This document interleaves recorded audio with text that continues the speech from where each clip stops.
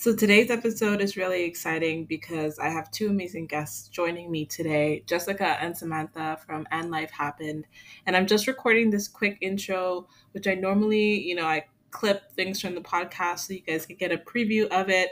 But because there were two voices speaking, it was a little complicated. So I thought I would just jump on really briefly and just let you know that this conversation is all about how we navigate our relationships and the relationship dynamics that come into play when we're dealing with people who have emotions, whether it's our children, whether it's our careers and our coworkers, whether it's our spouses and our partners or our friendships, whatever it is, we have to find a way to navigate difficulty and challenges in relationships. And a lot of that comes back down to the relationships that we have with emotions, not just our emotions, but how we navigate other people's emotions. So that's what we're talking about in today's episode. I hope you love it. Apologies for any kind of audio issues. We were using Zoom and some of it was kind of muffled, but I hope that you get a really amazing message or takeaways from it. Anyway, thank you so much for supporting the show and enjoy the episode. Welcome to the Mighty Emotions Podcast. I'm your host, Giselle. I'm a certified emotions coach, and I teach you how to respond better to your emotions so you can feel better in your life.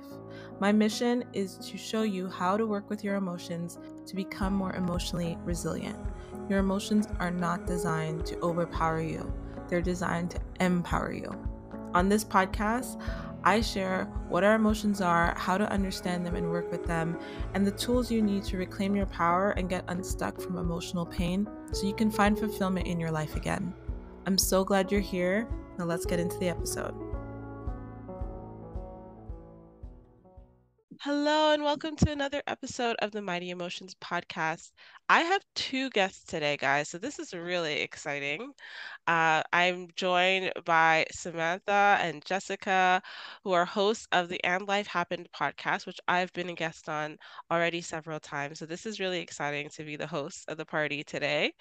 And they are also the moderators of the And Life Happened Instagram account, which is super aligned with the work that I do because it's all about resiliency and well-being and stories of overcoming hardship and just highlighting the strength of human beings. And so you definitely want to listen to their podcast. But today we're going to be talking about emotions, obviously, but from the lens of how we absorb other people's emotions or how we navigate other people's emotions, because this is a very common topic. And we're all moms here. And so, highlighting that primarily from that lens, but also just in everyday life, in all the interactions and relationships we have, how we are dealing with not just our own emotions, but other people's emotions. So, welcome, welcome, welcome to the podcast. Thank you for having Thank us. you. So, Samantha, will you start off by letting the folks know who you are? Sure. Now I'm, throwing this all together. So, I am I'm going to give you a whole bunch of titles, I think. I'm a mama. I am a wife and a sister and a human being. And I will say that, people are my heart. And so that can kind of get tricky, which I think plays into today's topic so well. Absolutely. Yes. And Jessica, what are your Oh, titles? well, I did I did mine a little differently, but it was so similar to Samantha. It's hilarious. And of course, I wrote mine down, and I'm going to guess Samantha didn't because Nope. that's how we are, right? We're opposite yet similar. So I am a sister to 3, mom of 5, grandma to 2, and wife to 1. Hopefully, that's the norm. I don't have other husbands out there in anywhere that I know of. I am just like Samantha, my passion is helping people to develop and find their own passions and become leaders, but also to feel resilience that they might doubt in themselves already. Beautiful. So, I love that you guys kind of introduce yourself that way because it gives us a great starting point for this conversation because you highlighted right off the bat the roles that you have and the relationships that we're all interlinked with, right? Like we're interlinked with our children, in your case, Jessica, grandchildren, our partners, our siblings, families, extended families, however that may be. And relationships are always the part that folks come to me in emotions coaching and they're the most challenged by. Because I think relationships can be the most triggering things. There's a lot of, history. There's a lot of different personalities at play.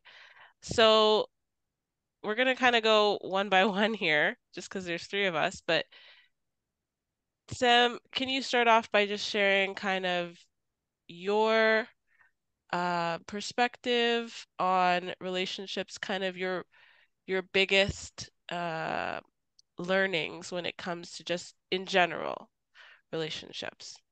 That question is Oi, clear. oi, oi. Are we going to spend the entire time on I this? know, I'm like, that's a big question. It's a big question. But like if there's like one thing that you have to say for relationships with all the experience that you have, what would it be? I'm going to say that communication is critical. Um, in every single relationship that I have, from my children to adults, communication can make, or lack thereof, can make things super muddy and yucky, or it can provide clarity and peace. And so I think all of that, and it's not communication like, this is hard for me sometimes, but well, I said it, right? I said it, but it's really not about me. It's about the person who's the one receiving the communication. I love that. So like communication is equal parts listening as it is speaking, right? Because we haven't communicated if we're both not hearing each other, right? Yeah. I think we forget that a lot, especially me, with my daughter. I'm like, wait, I'm speaking to you, but that doesn't necessarily mean we're communicating. Yes. Yeah. So Jessica, what would you say is the biggest learning that you've taken away from relationships? There's a lot, but I'll go with just an experience from last night because this is fresh in my mind. So you have to remember, we all have to remember that we are all humans, imperfect or perfect. I mean, I'm going to go with imperfect humans.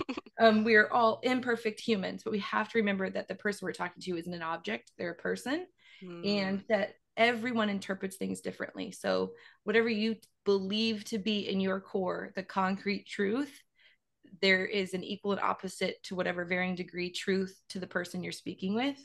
And when we come to a conversation, like what Samantha was talking about with communication, when we come to a conversation, we're bringing our own air quote truths to the table. And I mean, I found out a doozy of one last night that I thought, wow, this is part of our little conversation spiral here. And we both had very differing opinions of the situation.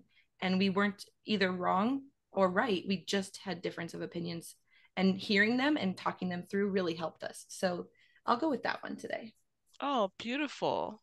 And what I'm hearing from both of your shares is the idea of safety and psychological safety when it comes to relationships.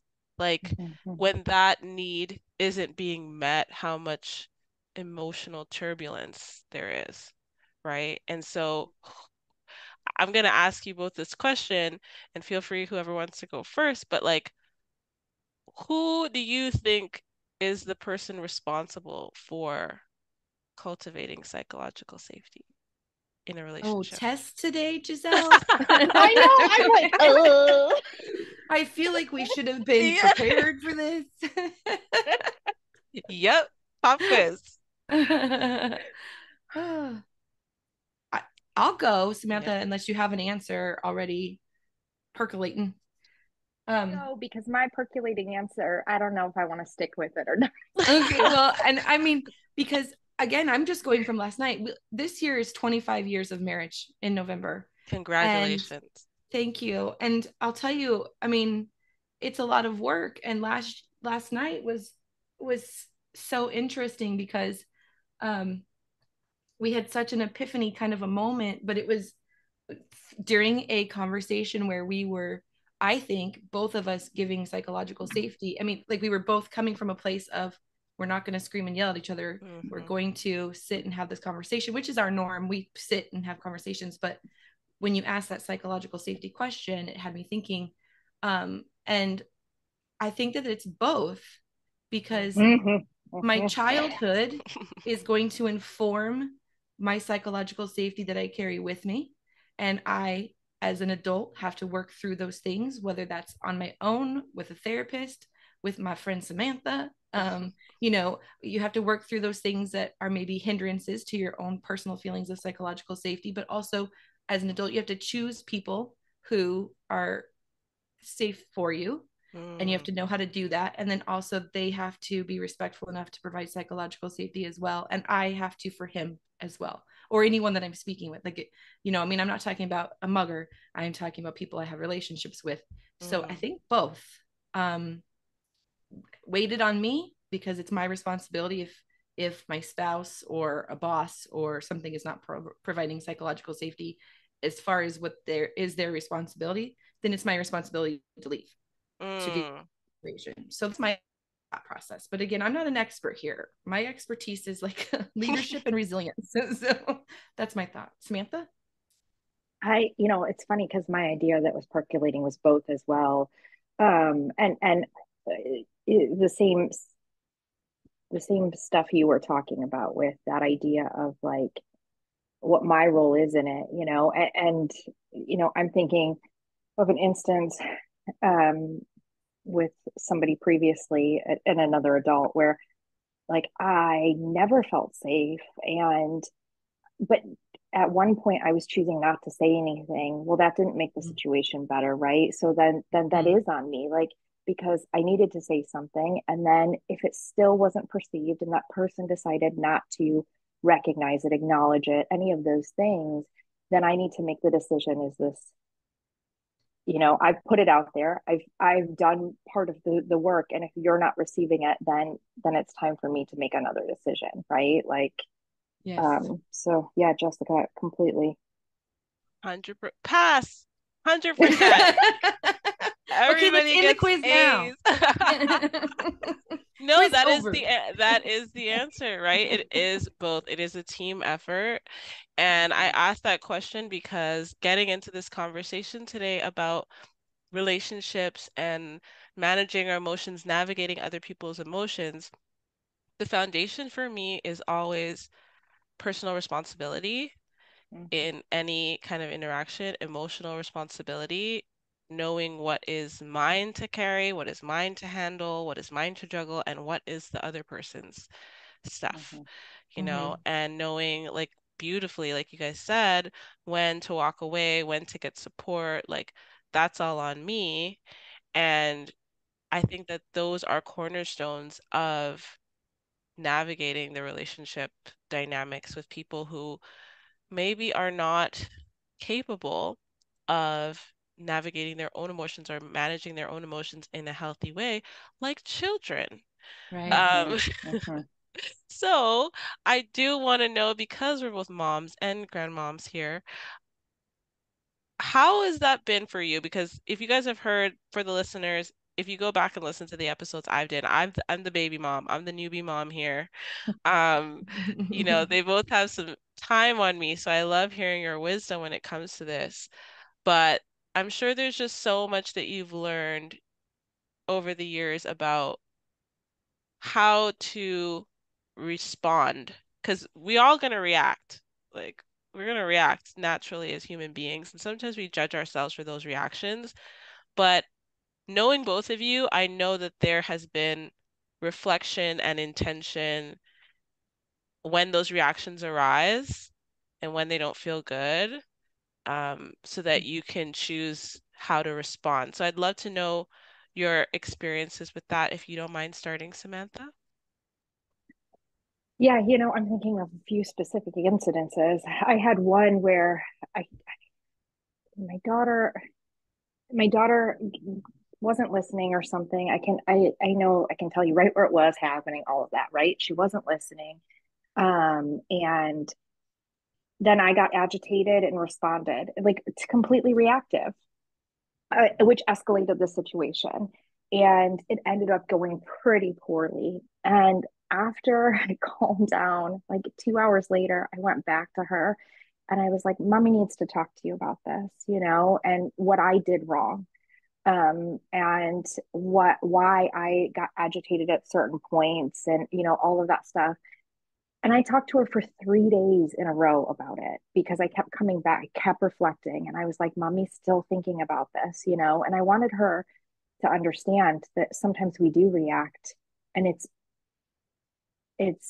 okay in a sense if you reflect on it, right? Mm, Like, I overreacted, I reflected on it, and I need to work to help make that safety happen again so she feels comfortable.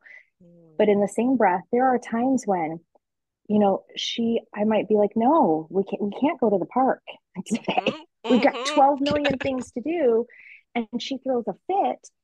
And I have now, our thing is, I say, Mommy needs to walk away from you. And Mommy needs to walk away because your crying is making me more agitated. And I don't want to be agitated with you. And so for me to not get agitated, I need to go take a breath. Mm. And the first time she followed me, and that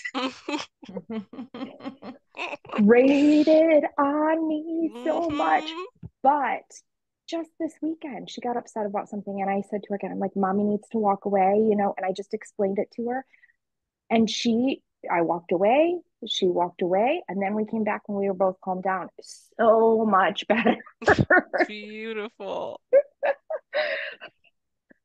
That is so beautiful. And I relate entirely because I have such a powerhouse of a toddler. And, people might think, oh, Giselle's the emotion coach, she's great. It's like you don't know emotions until you have a child, okay? They are gonna bring it out of you, especially when, life is demanding and our needs aren't completely met or we're trying to set a boundary. I mean, we respond this way too with adults who act like children, right? And Yeah. who throw adult tantrums.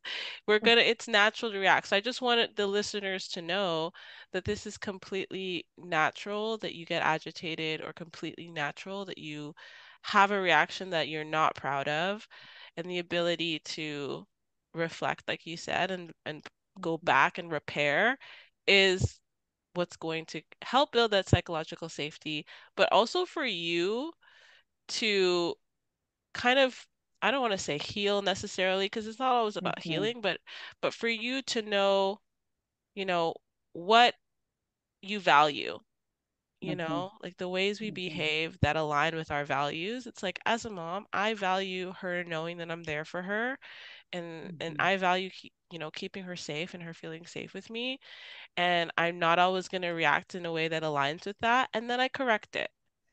you know, you get back to that, what's important. So, Jessica, from the perspective of mom, but also now grandmom, because I know that grandparents are so much more chill with the grandkids than they were with the kids. All of a sudden, they have all this patience. So, please share your journey. Okay, so I'm going to tell you a couple things. First, you made an example of about how adults have outbursts too, like navigating outbursts with adults.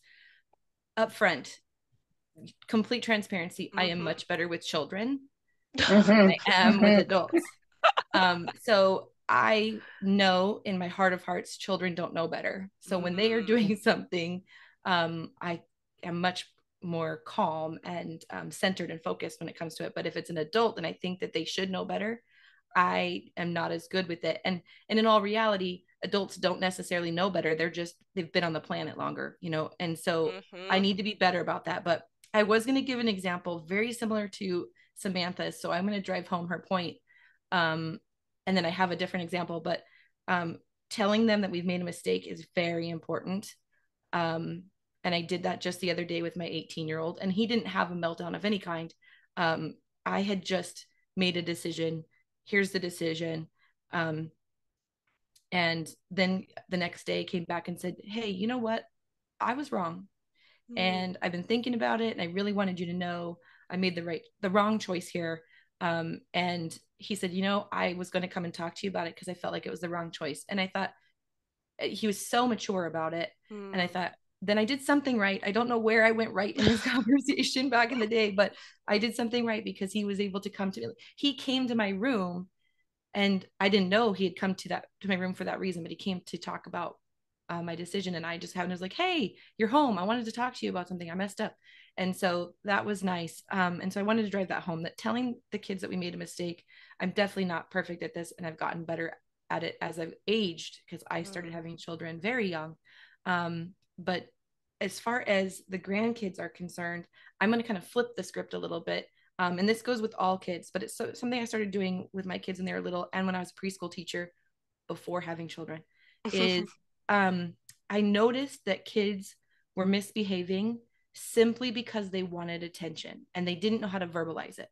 And so I would sit down with my students. I mean, I had a huge class because, you know, that's daycare, or with my own children one-on-one. And I would tell them that this is the wrong kind of attention, and that I could clearly say they wanted attention from me. So instead of doing blank, you know, fill in the blank, throwing their crayons, throwing a fit, you know, whatever, refusing to eat dinner, whatever the case is, whatever misbehavior you see a child doing, and saying to them, tell me what you need. Tell me exactly what you need from me. And then I would give them a script. So in the classroom, it was, you know, Miss Jessica, I need blank. Or at home, Mom, I need blank. And the most basic script was, I need attention. And then I would talk to them about what kind of attention they need. What kind of attention do you need from me right now? Do you want to read a book? Do you just want to sit with me? What would you like Mom to do? And I do that with my grandson as well. But my oldest child was absolutely the epitome of this. He did it so well because he was very black and white. And so as a child, I mean, it was so easy to tell him something and then he could turn around and do it. So he would come up to me and he would just say, Mom, I need your attention. I'd say, okay, what's going on? And I would stop what I was doing because life is busy. And so I think that, I mean, on the flip side of telling kids when we do something wrong, helping them to navigate the right kind of attention is also important too. I mean, they're so incredibly important. And I mean, I would say to them when they were, you know, after I taught it to them, I would say, are you going for the right kind of attention right now? And let them decide. And they would stop and think and go, no. And it's okay, what do you need to do now? And then they would ask for it. And that was my students, my children, and my grandchild. So my other grandchild's a baby, so she's not there yet. But that's when did you start this? I started it when I was 17, when I was a preschool teacher. Well, what age so you were started the with kids? pre-K? Oh, so I had at the time I was kinder pre-K, or you know, like pre-K group. So 4 and 5 year olds were in there. They weren't old enough for school, but I started it with my children as early as 3. Okay, thank you. Amazing. Yeah. Taking notes over here. Taking notes. That is, no, because you know what? Emotions coaching is typically done for children for this reason. Exactly what you're describing is getting them to identify what they're feeling, getting them to communicate what they need, because that's why we have emotions. We have emotions to signal that our needs aren't getting met. And that is such a beautiful example because adults, not all adults learn that. I didn't have anyone ask me, what do you need? Or do you need attention? And so I just behaved in animal instinctive ways, you know, and I didn't even realize what was happening. And so that's what continues to happen as we grow when we don't kind of have that guidance. And so it kind of leads me to, when we are talking about managing other people's emotions, your example was so great because they kind of need to help us. Right. Yeah. Like they kind of need to tell us like, hey, this is what's going on. Here's how I'm struggling. This is what I need. But if they didn't have that kind of understanding, then like you said, being an adult is just the years you've been on the earth. It doesn't necessarily determine your emotional maturity. So when I was navigating situations with my spouse, for example, who's an adult, you know, getting over that expectation of how he's supposed to be, quote unquote, was really big in our, in our journey together. So I'd love to hear kind of your experience of that. Oh, I'm the worst at this when we're talking about spouses and stuff. Yes. I'm But horrible because I have built up expectations and I have assumptions and I have experiences which um, show that if I use my voice, it will not be heard. Not with the same individual, but I have experiences where it's like, okay, in this experience, multiple times over and over and over again, you use your voice and we're not heard. So why use your voice? Why try? Why, you know what I mean? Like, I'm horrible. I'm horrible. I failed, Giselle. I failed. No, you didn't. No, you didn't, because you know what? We all have been there, or some of us listening are there, and it's good that we talk about it and normalize it, because it doesn't mean anything is wrong with you. It's just all of this is practice. Like, until Jessica just gave that wonderful example, I didn't know that would be a way to speak to my toddler. You know, it's all we're learning. So just that awareness that you have that it's not where you'd like it to be, or that you have these expectations. I always say expectations are to be expected. Like, of course we have expectations. We like to have certainty. We like to feel like we know how the world works and how people work. We have a model for things. But when it comes to your expectations, I'm sure there are places where you've adjusted or you've changed your mind in some way, or you've given him some kind of grace in some way.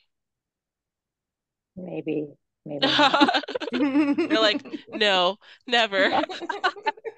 Well, I could share with my husband that this is still an ongoing thing. Um, but I have to remind myself sometimes that he's not the person I'm thinking of in my head. So what I mean by that is there are times he'll do something and it will make me think of somebody else who did that similar thing in the past. And then I kind of project that person onto him, and I have to remind myself, like, oh wait, who am I dealing with here? And has he, given me, is it fair to him, I should say, to be doing this? And knowing that he's someone I can communicate with, even if it takes years. Because sometimes I got to be talking to him about something for years before he's like, aha, yes, I agree. I'm like, great, but it helps me to practice tolerance and compassion. So, Jessica, I know you said you were married for 25 years. Yes, this November. So, I mean, that's incredible. And you shared at the beginning that you had a conversation last night, even. So, how's that journey been for you, for the both of Well, you? in regards to expectations, I will say we struggled with expectations in the beginning.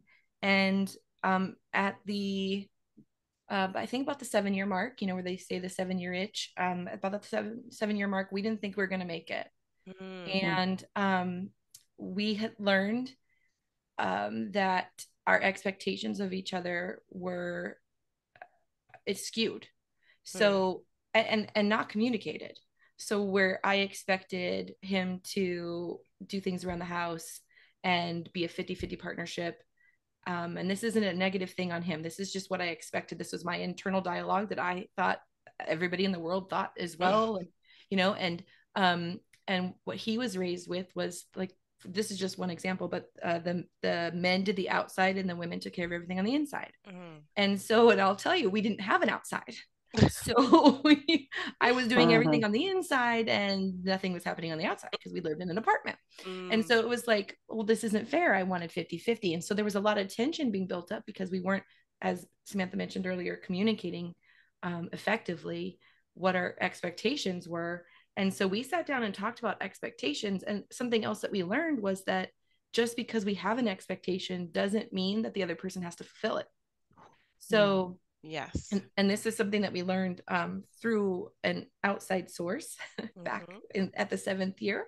And it changed so much for us because it was, and it's a very weird phrase. And I think people take it out of context, but it's, you can change the right person into the wrong one and the wrong one into the right one with your own actions. And so we took that, and it doesn't mean like you can take somebody who's abusive and make them your soulmate, or you can have a soulmate and turn them into somebody abusive. It's not like that, but it was really identifying what we needed to do in regards to our own expectations. So first we had to communicate them and then come to an accord. I mean, are you willing to do 50% of inside and outside? Or is it smarter for me to do only the inside stuff and you to do the outside stuff? Or, divide and conquer. You take one child to soccer, I take one child to volleyball, whatever those expectations are. But first was communicating them. And second was coming to an agreement on how we were going to fulfill those. Because it's not, my spouse's job to read my mind.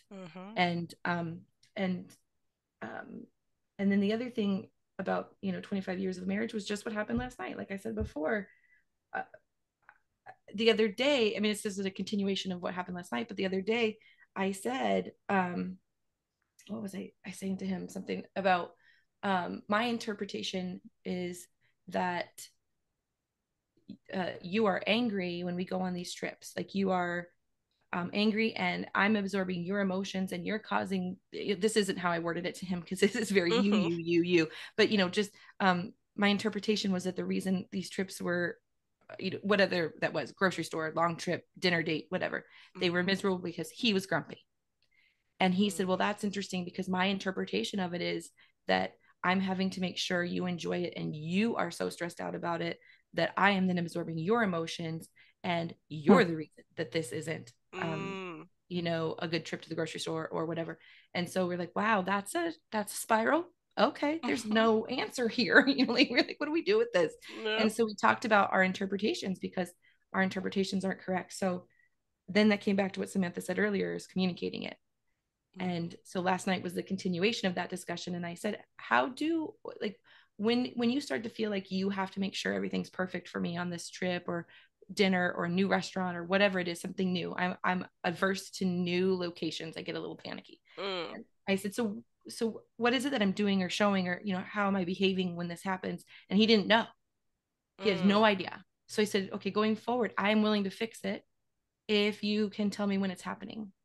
And then that way we can identify where this is really starting from, because my interpretation is it's you and your interpretation is it's me. And he said the same thing. So when I start to get grumpy, I will tell you I'm getting grumpy and the why, so then we can discuss what's going on so that we can go and live in the moment and have these amazing trips. And again, that's like day trips, restaurants. I mean, we were just trying to check things off the list. Like, okay, let's go for a date night. And we would go and be as quick as we possibly could and then get back. Like it was just a checkbox, but I want it to be an experience. So that's just something that we're learning. And in 25 years, we are also different people. So we have to continuously be willing to learn each other, and choose each other over and over again. I mean, thank you, Jessica. Thank you for everything that you just shared there, because there was so much in there that I want to highlight. Like, how much time do we have? First of all, the expectations as preferences, I teach about this all the time. Like, our expectations are what we would like. They are what we would prefer. But they're not something that we can, be a dictator about. Right. So accepting that, absolutely.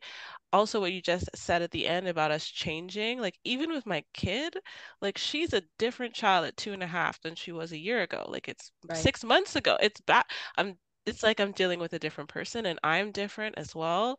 So remembering that we're both growing and we grow in our relationships, whether it's our kids, our spouses, whether it's our friendships that we've been in for a long time, even if we've worked somewhere for a long time, everyone has things going on in their life that's going to impact how they're showing up.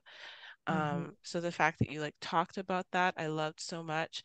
And then the other piece I really wanted to highlight was the talking about the absorbing the other person's emotions and coming back to the idea that when we're communicating, like what I found in my experience with my husband was always pointing back to, okay, what's most important here? Like, what's most important that we share. Like, we both want to be able to communicate with each other. We both want this relationship to be healthy. We both like, what is the thing that we both want that we can kind of realign our expectations to match, if that makes sense. Um, so it's easier said than done, and it's a lot easier with an adult than it is with a child, for sure. But these are just things that I hope the listeners can kind of pick up um, to apply to their own lives. And one thing I do want to talk about as we wrap up here is that we didn't really get into is how we feel throughout all of this. Like how we feel, how does it make us feel when we are interacting with our kid and they're not listening and we're tired and we're stressed? How does it make us feel when we're having a challenging time with our spouse? Because I know for me, there's a lot of fear. Sometimes there's guilt. Guilt has been showing up a lot lately. There can be a lot of shame.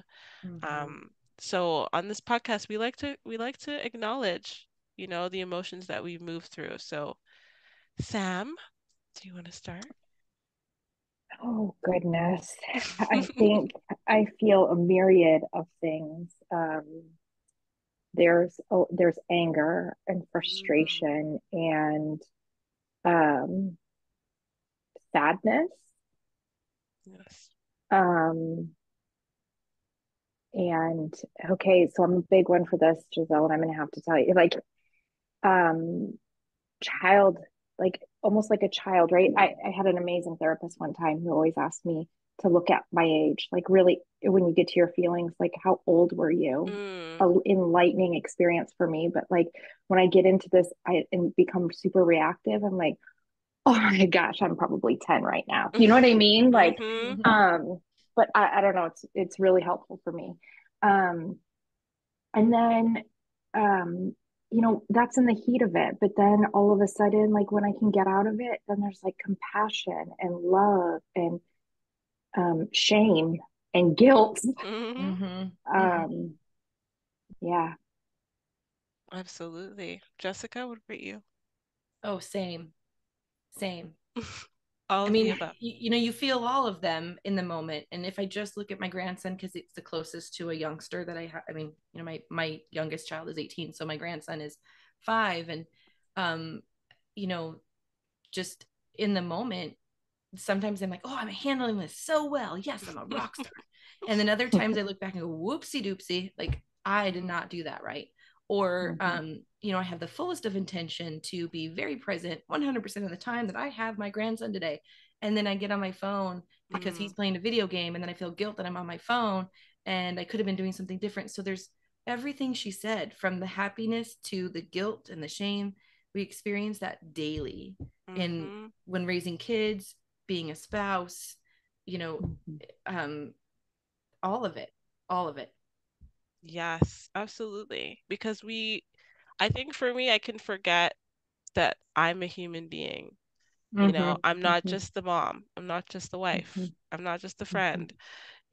Before all of that, beyond all of that, I mean, if we want to talk about expectations, the expectations we have of ourselves, Mhm. right? Like, how do I Mhm. expect to handle raising a child when I've never raised a child before? Right. Mhm. And when I didn't have anyone to raise me, I was dragged up. I wasn't raised, you Mhm. know. How can I expect to have, this amazing marriage, when I didn't see any healthy marriages, Mhm. Mm-hmm. Mhm. and I'm learning this and he's learning this. And so it's recognizing that the sadness, the shame, the guilt, the joy, all of it is supposed to be there, and it's okay that Mhm. it's there, you know? Love it. And for both ourselves and other people, and when we're managing the emotions of other people, we can expect that we're going to have our own reactions and responses to that, right? Mm-hmm. Mhm. Mm-hmm. So as we wrap up, I know there's a lot that the listeners can take from today, because it's always good to just have an honest human reflection together. Um, I just want to know, kind of right now with And Life Happened, what you guys are are doing. Like, what's your plan? Where's it going? Tell the listeners a little bit more about what they will get from connecting with you guys.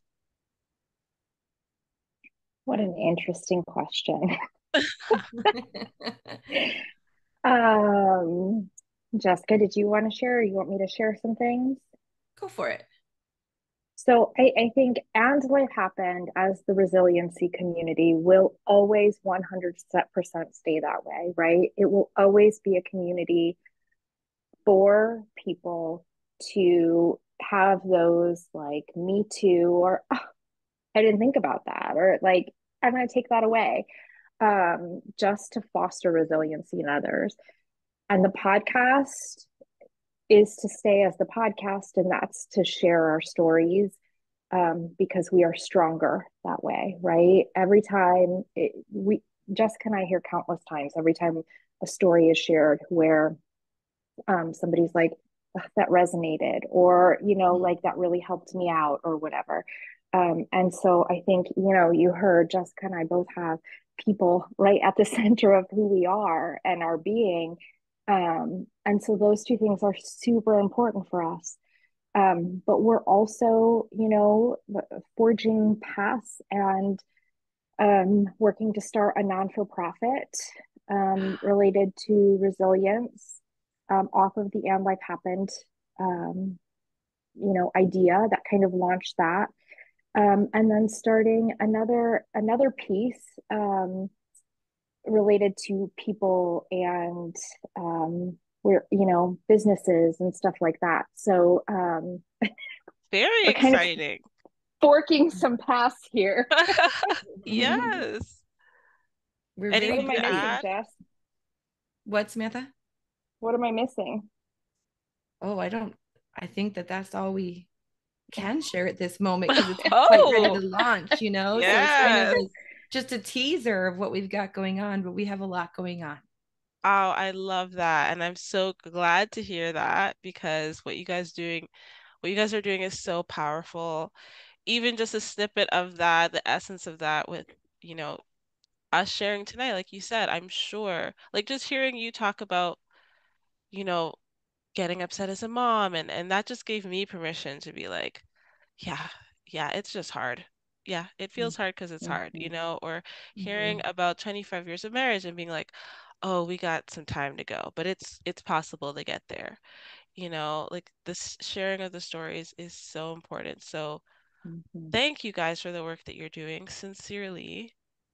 Um, I don't know how much feedback you get on a daily basis, but I'm really grateful when I see you in my algorithm, because at least it's some positivity on the timeline, and I love it. So you guys have to follow And Life Happen. I will link it below. Listen to the stories on the podcast. There are some incredible, incredible stories. I'll link some of the chats that we've had as well. But thank you both again so much for joining me and for sharing so vulnerably. And what I like to do at the end is just ask if there's any final words that you have for the listeners, just words of wisdom for navigating relationships and the emotions that arise with it. Um, let the people know. Whoever wants to start. I had a thought, Giselle. Earlier, you mentioned that you can talk to adults about expectations, but not necessarily children. That's not how you worded it, but that's how my memory kept it. Yeah. Okay. So, and I wanted to say that I had an epiphany when you said that, because um, as a preschool teacher and then as a mom, I used to say when we would go places, my expectation is. Mm, So, walking into the grocery store with my 3-year-old, I would say to him, because he was having meltdowns right beforehand, I'd say, yep. okay, my expectation is that you're going to go in and you're going to behave yourself and there won't be any fits. And then we will leave. You will get to pick a sucker or whatever, whatever. Mm-hmm. This is my expectation. And my thought on that was, like I said, I'm much better with children.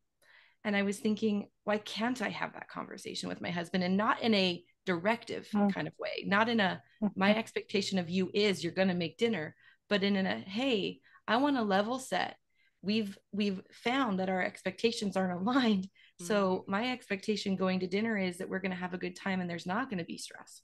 So I kind of had this epiphany that maybe I need to be saying, what this is my expectation. What's your expectation? And then we can come to a meeting of the minds instead of our own thought spirals of what we think is actually happening. And I'm going to use that, but also so that you know that it's okay to say to a child, my expectation of you is, and then you fill in the blank, because they understand more than we give them credit for. So I used it with my class. I'd say, you guys, my expectation of you, and this was, I was young. My expectation of you is that you're going to be seated at the table and quietly waiting for your lunch. And they would do it. They would rise to the occasion. And so, I didn't expect perfection of children. I tend to expect perfection of adults, and I need to be better about that.